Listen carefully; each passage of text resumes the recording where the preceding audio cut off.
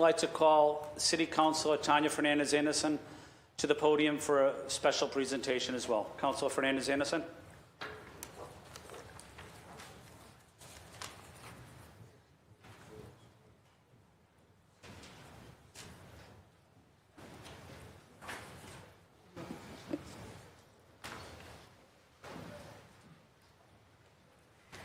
Shout out to Latin Academy students in District 7.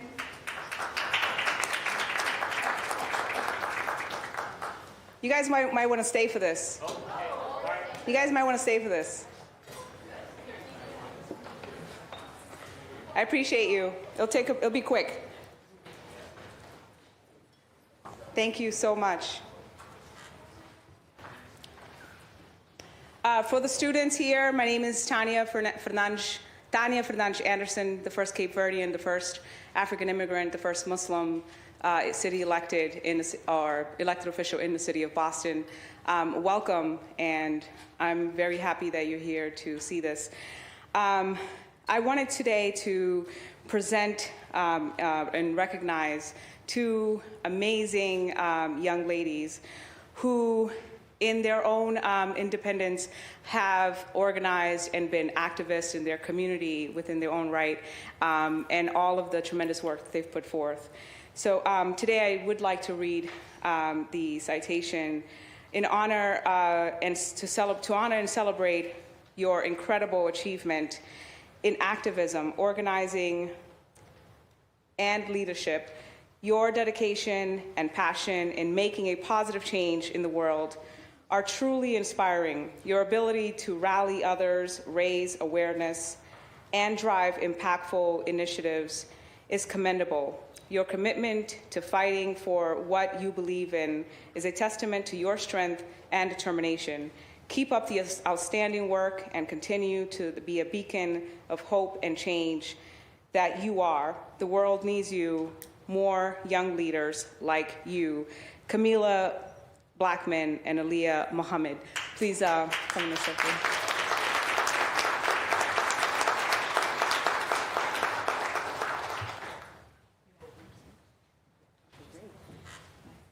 This is for you. We'll take pictures later. Yeah. Okay. Yeah? You can. Perfect. Ooh, let me just pull it up. Hello. Hello, fellow leaders, families, friends, and students. I would like to take this opportunity to say thank you to Tania Anderson and the Boston City Councils. And thank you BLA for staying. I stand here before you as Aliyah Muhammad, a senior at New Mission High School. Today, I would like to share with you a journey of activism, unity, and the power of students' voices. I undertook the initiative to organize and lead a walkout in solidarity with Palestine, this project which I fondly refer to as my one-day successful endeavor. It all began with the removal of the Palestinian flag at my school's Ufrenda. At first, I wanted to believe that this wasn't an act driven with malice, but rather a lack of understanding and ignorance, so I took it upon myself to educate my peers. I printed, distributed, and passed out information and quotes from powerful activists like Malcolm X. However, a disheartening moment arose when a Boston public school faculty member questioned the legitimacy of non-Palestinian students advocating for Palestine. This fueled my determination to address this issue head on. I brought my concerns to our school's principal, only to be faced with dismissal and agreement with this faculty member I've previously mentioned. Feeling helpless, but yet inspired by local protests, I collaborated with classmates and turned our efforts into a successful walkout on November 30th. The days leading up to it, we distributed flyers, leveraged social media, engaged support from other students across different schools, created impactful posters, engaged with media, secured microphones and speakers, and most importantly, stood our grounds when an administration incited fear. I share this journey with you not as a mere chronicle of events, but as a testimony of the power of student activism. We must advocate for the liberation of Palestine and for the future of Palestinian youths. Our collective voices has the ability to transcend borders and make a meaningful impact. In times of doubt, remember the resilience that has brought us here today. Be brave in the face of adversities, for it's through courage we enact change.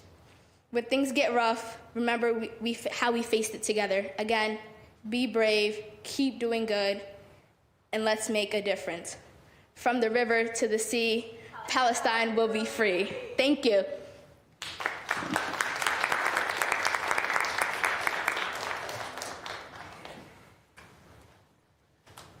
Hi.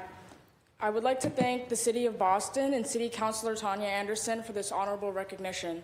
I would also like to recognize the Army and Navy that we have here in this building today and commend them for their service to this country. Thank you.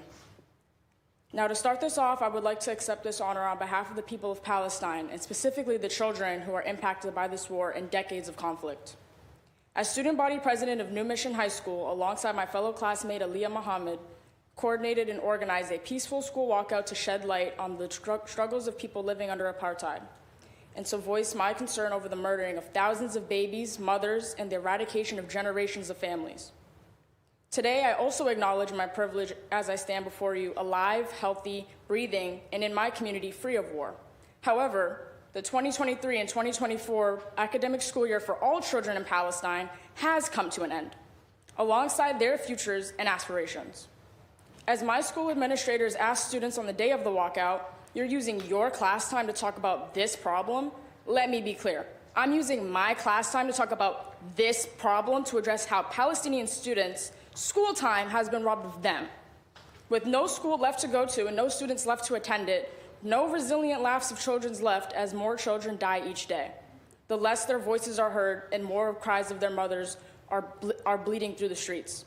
So let me be clear and let me be the one voice you do hear. As of yesterday, the UN reported an approximate number of Palestinian children murdered to be 7,112 and 4,885 women with over 43,000 injuries.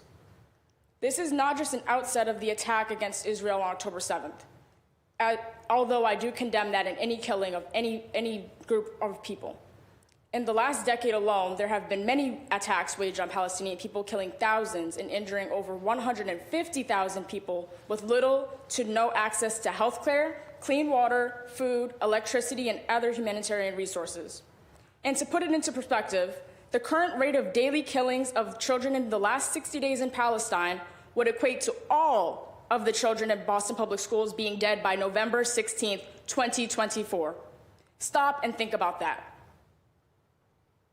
And this is why we protested at our school, so we can bring awareness to the occupation of Palestine, genocide, and call for ceasefire, because our humanity calls on us to take action and speak up when others are suffering. I will continue to use my privilege to speak up against genocide, how the Palestinian children are not free to learn, study, attend school, and how their futures are shattered and bleak. As the city leaders of an international city that is renowned for its world-class education, I humbly ask you, how are you using your voice to express opposition in the murdering of thousands of innocent babies, suffering of other humans, and ethnic cleansing of Palestinian people? When will you say ceasefire now? Will it be after the children are killed in less than a year? How can we be equipped to look up to our leaders and politicians in our government as being vocal advocates if we're being shunned for exercising that same right? What kind of future can we imagine if the adults who are supposed to protect us are silencing us instead? In a world in which we watch children bleed and seek more blood, then there is no safe place for any child from here to Palestine. Thank you.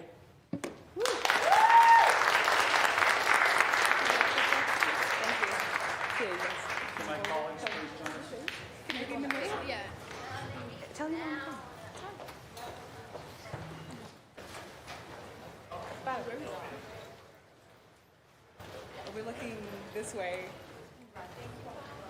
Thanks, BLA. Thank you, BLA. BLA.